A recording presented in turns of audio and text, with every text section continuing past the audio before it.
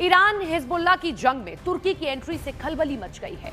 Israel के पूर्व PM ने तुर्की को अपना नया दुश्मन बताया है। उधर तुर्की ने नेतन्याहू की गिरफ्तारी की मांग कर दी है और इन सबके बीच में इजराइल ने लेबनान में सबसे बड़े ग्राउंड ऑपरेशन की शुरुआत कर दी है। दक्षिणी लेबनान में आज भी इजराइल ने कई ऑपरेशन और हमलों को अंजाम दिया है।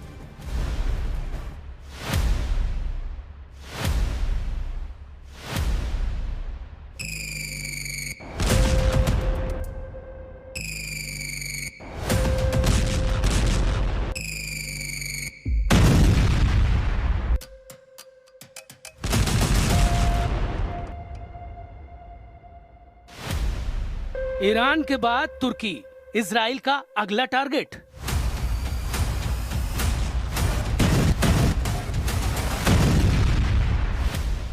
Netanyahu versus Erdogan, middle east में नया महायुद्ध।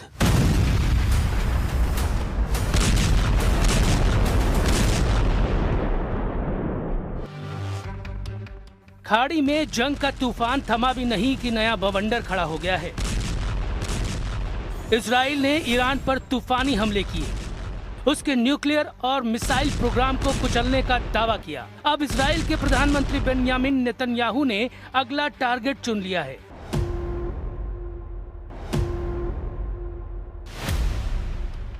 तुर्की के राष्ट्रपति एर्दोआन को नया दुश्मन क्यों बता रहे हैं नेतन्याहू? नेतन्याहू को 5000 साल तक जेल में क्यों रखना चाहते हैं एर्दोआन?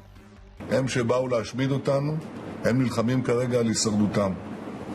הכוח של מדינת ישראל, רק 80 שנה אחרי השואה, נראה בפני כל העולם.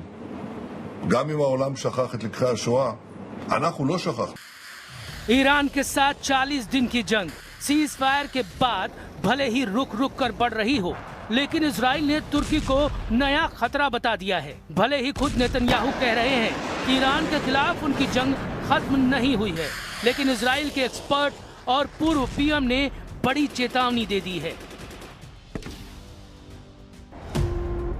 एक शातिर और खतरनाक दुश्मन जो इजराइल को घेरना चाहता है। हमें अलग अलग तरीकों से लेकिन एक साथ तेहरान और अंकारा से पैदा हुई दुश्मनी के खिलाफ एक्शन लेना होगा।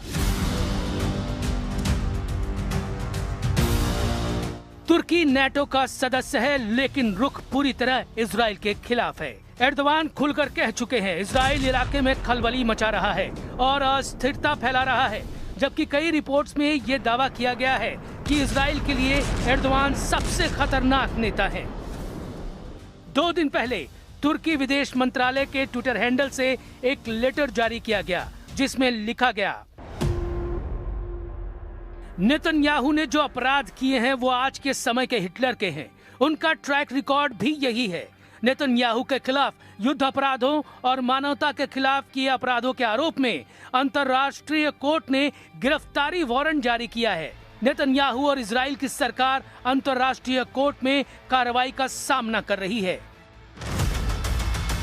लेकिन इजराइल की सबसे बड़ी टेंशन ईरान नहीं, बल्कि लेबनान का हिजबुल्लाह है। सीज फायर के बाद भी इजराइल और हिजबुल्लाह में जंग की रफ्तार नहीं थमी। दोनों करीब 2.5 साल से एक दूसरे के खिलाफ युद्ध लड़ रहे हैं। 7 अक्टूबर 2023 को हमास ने कई मोर्चों पर इजराइल